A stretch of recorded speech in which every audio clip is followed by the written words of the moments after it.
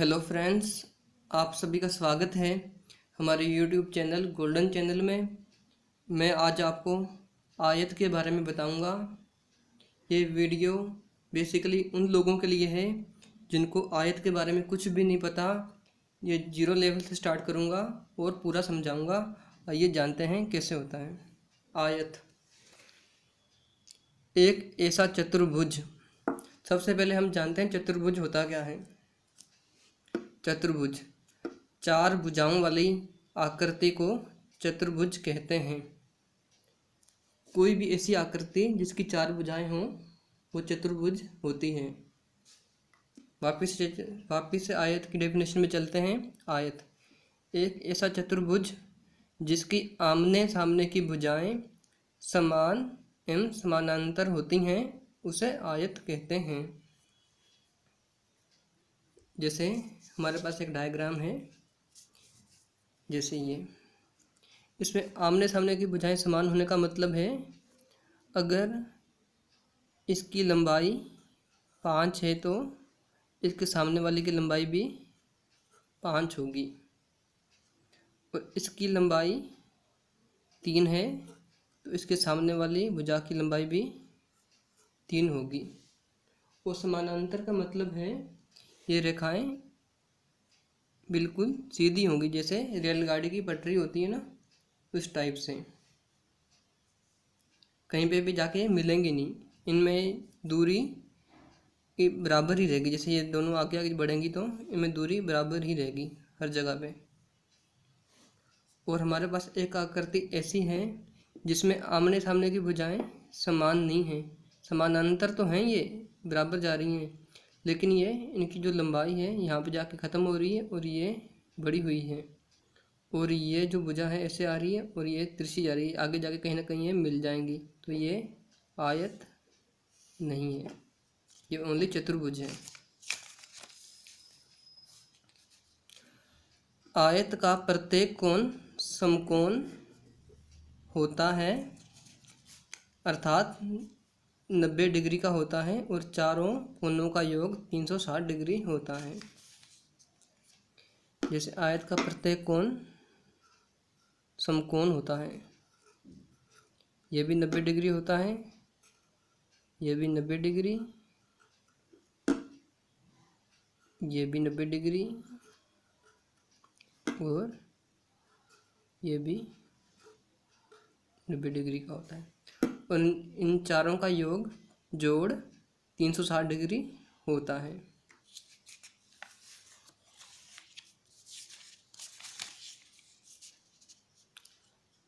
अब है हमारे पास परिमाप। परिमाप क्या होता है?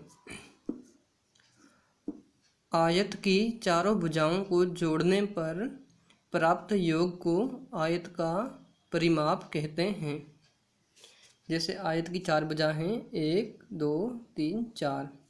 जैसे इसकी लंबाई को हम L से शो करते हैं और इसकी चौड़ाई को हम B से शो करते हैं। अगर ये L है तो इसके सामने वाली भुजा भी, अगर ये भुजा B है तो इसके सामने वाली भुजा भी B होगी। तो इन चारों भुजाओं को अगर हम जोड़ते हैं तो हमें आयत का परिमाप प्राप्त होता है। जैसे L plus B plus L plus B। तो हमारे पास यहाँ पे 2 L हो जाएंगे, एक L यहाँ पे है, एक यहाँ पे है, तो हमारे पास 2 L हो जाएंगे। एक B यहाँ पे है, एक B यहाँ पे है, तो हमारे पास 2 B हो जाएंगे। इसमें से इन दोनों में से हम 2 को कॉमन ले लेंगे तो ये बचेगा L प्लस B। तो आयत का परिमाप निकालने का ये हमारे पास सूत्र बन जाता है। इस सूत्र से हम शॉर्टकट ही आयत का परिमाप निकाल सकते हैं। अब बारी आती है क्षेत्रफल की। आयत की लंबाई एवं चौड़ाई का गुणन आयत का क्षेत्रफल कहलाता है। जैसे आयत की लंबाई है L, चौड़ाई है बी। इसके सामने वाली भुजा भी इसके बराबर होगी एल, और इसके सामने वाली भुजा इसके बराबर होगी बी। तो आयत का क्षेत्रफल क्या होता है? आयत की जो लंबाई होती है उसको उसकी चौड़ाई के साथ गुना करते हैं तो उसका क्षेत्रफल प्राप्त होता है, एल गुणा बी। ये इसका सूत्र बन जाता है। अब बात आती है आयत के विकर्ण की। विकर्ण क्या होता है? जैसे हमारे पास एक आयत है ए बी सी डी, तो इस कोण से मिलाने वाली रेखा आयत का विकर्ण कहलाती है, और इस कोण से मिलाने वाली रेखा आयत का विकर्ण कहलाती है। जैसे इसमें विकर्ण ए सी और बी डी विकर्ण है।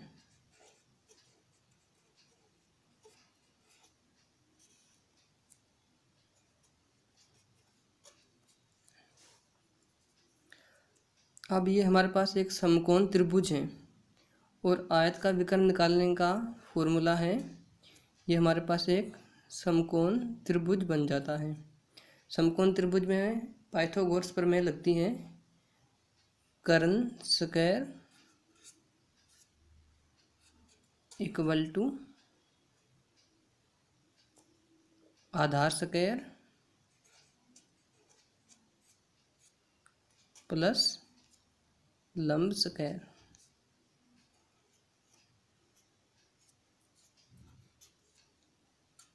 आधार हमारे पास आयत की लंबाई एल है और आयत की चौड़ाई बी है।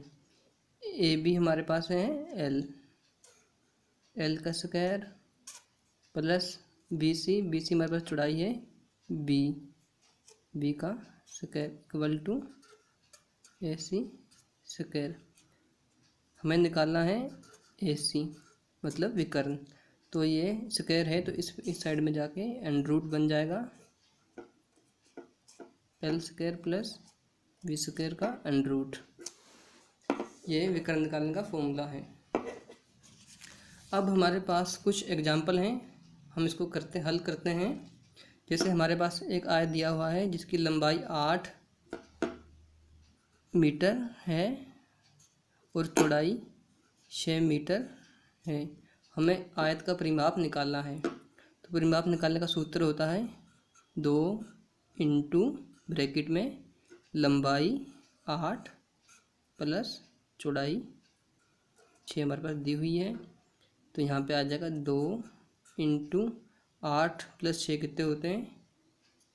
14 होते हैं। तो 2 को इस 14 से गुना करेंगे तो 28, परिमाप आ गया 28 मीटर। और क्षेत्रफल की बात करें तो आयत का क्षेत्रफल होता है लंबाई इंटू चौड़ाई। लंबाई कितनी है हमारे पास? 8 मीटर इंटू चौड़ाई है हमारे पास 6 मीटर। 8 का 48 और क्षेत्रफल के साथ वर्ग लगता है, साथ में वर्ग मीटर। यहाँ पे मीटर दिया हुआ है तो यहाँ पे भी मीटर आएगा। अगर यहाँ पे सेंटीमीटर होता तो यहाँ पे वर्ग सेंटीमीटर हो जाता। एक एग्जाम्पल हमारे पास और है। एक आयत है जिसकी लंबाई 4 सेंटीमीटर दी हुई है और चौड़ाई 3 सेंटीमीटर दी हुई है, तो उसका परिमाप निकालना है। परिमाप का सूत्र होता है 2 इंटू लंबाई प्लस चौड़ाई। 2 इंटू लंबाई है हमारे पास 4 सेंटीमीटर, चौड़ाई है हमारे पास 3 सेंटीमीटर।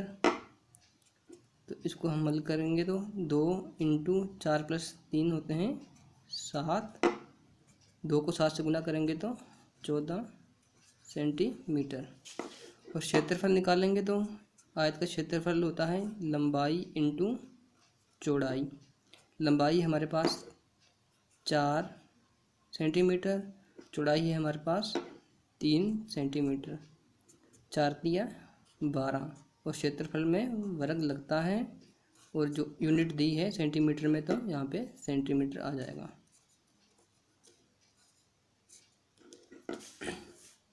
अब हमें इस आयत का विकर्ण निकालना है।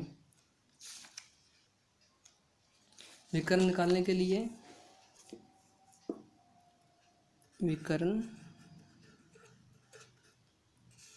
इक्वल टू अंडर लंबाई का स्क्वायर प्लस चौड़ाई का स्क्वायर का अंडर। लंबाई हमारे पास थी 8 प्लस चौड़ाई हमारे पास थी 6 का अंडर। 8 का स्क्वायर कितना होता है 64 प्लस 6 का स्क्वायर होता है 36। इन दोनों को जोड़ेंगे तो 64 प्लस 36 होते हैं 100। 100 का अंडर होता है 10 और हमारे पास है 8 और 6 मीटर में थे तो विकर्ण मीटर में हो जाएगा 10 मीटर। हमारे पास दूसरा एग्जाम्पल था, लंबाई थी 4 सेंटीमीटर और चौड़ाई थी 3 सेंटीमीटर। इस आयत का हमें विकर्ण निकालना है।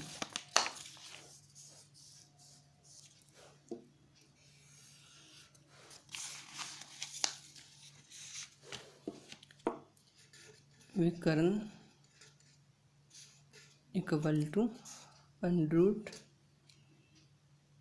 4 का स्क्वायर प्लस 3 का स्क्वायर। 4 का स्क्वायर होता है 16 प्लस 3 का स्क्वायर होता है 9। इन दोनों को जोड़ेंगे तो 16 प्लस 9 25। 25 का अंडर 5 होता है। 4 और 3 सेंटीमीटर में थे तो विकर्ण भी सेंटीमीटर में आएगा 5 सेंटीमीटर। दोस्तों ये मैंने आयत पे बेसिक पार्ट की पहली वीडियो बनाई है। एक या दो वीडियो में आयत पे और भी बनाऊंगा जो बहुत जल्द मैं बना के अपलोड कर दूंगा। अगर आपको हमारी वीडियो अच्छी लगी तो लाइक सब्सक्राइब शेयर कर दें। धन्यवाद।